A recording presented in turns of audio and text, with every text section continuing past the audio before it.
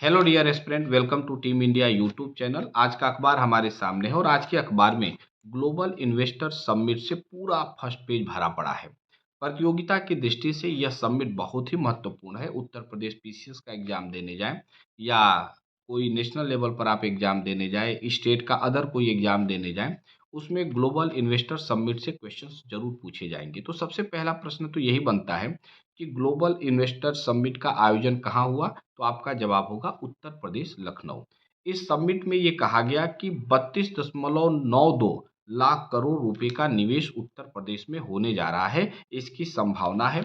और इस संदर्भ में प्रधानमंत्री, उत्तर प्रदेश के मुख्यमंत्री योगी आदित्यनाथ जी ने कई सकारात्मक बातें कही हैं। लेकिन प्रतियोगिता की दृष्टि से जो चीजें महत्वपूर्ण होंगी, हम उस पर आपका ध्यान आकर्षित करने जा रहे हैं। सबसे पहला प्रश्न तो ये बनता है कि इस इन्वेस्टर समिट में टॉप 5 इन्वेस्टर कौन कौन से हैं, राइट। वो कितना इन्वेस्ट करने जा रहे हैं, कितने लोगों को रोजगार देने जा रहे हैं, कितने एमओयू पर सिग्नेचर कर रहे हैं, ये एक अलग विषय है, राइट। लेकिन सबसे महत्वपूर्ण जो फर्स्ट क्वेश्चन बन रहा है, सेकंड क्वेश्चन यहाँ बन रहा है कि टॉप इन्वेस्टर, टॉप 5 इन्वेस्टर की हम बात करेंगे, जिसमें ताशचेन इंटरनेशनल लिमिटेड हांगकांग का है जो 16 एमओयू पर सिग्नेचर किया है और ये फर्स्ट नंबर पर है।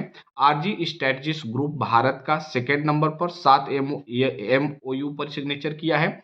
एम्पीरिया इनोवेशन इन्वेस्टर अमेरिका का, इसने 2 एमओयू पर सिग्नेचर किया है, तीसरे नंबर पर है।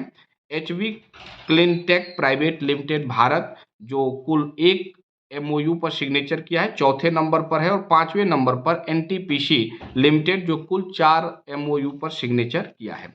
इसके अंतर्गत हम देखें तो उत्तर प्रदेश में निवेश को बढ़ावा देने के लिए भौगोलिक दृष्टि से उत्तर प्रदेश को 4 भागों में बांटा गया है और इन 4 भागों में अलग अलग इन्वेस्टमेंट के प्रोविजन किए गए हैं। जैसे पश्चिमांचल में 14.81 लाख करोड़, पूर्वांचल में 9.54 लाख करोड़ रुपए, मध्यांचल में 4.27 लाख करोड़ और बुंदेलखंड में 4.27 लाख करोड़ रुपया इन्वेस्टमेंट होने जा रहा है।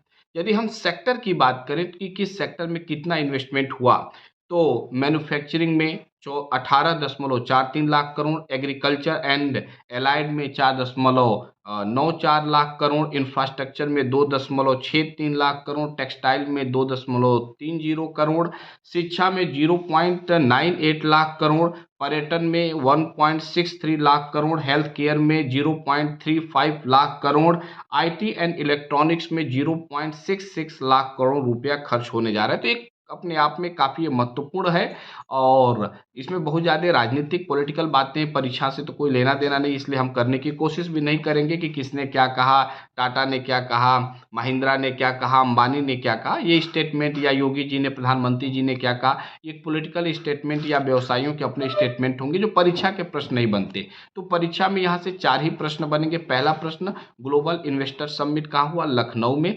टॉप 5 इन्वेस्टर्स कौन कौन है, कितने एमओयू पर उन्होंने साइन किया और किस फील्ड में कितना एक्सपेंडिचर होने जा रहा है, कितना इन्वेस्टमेंट होने जा रहा है।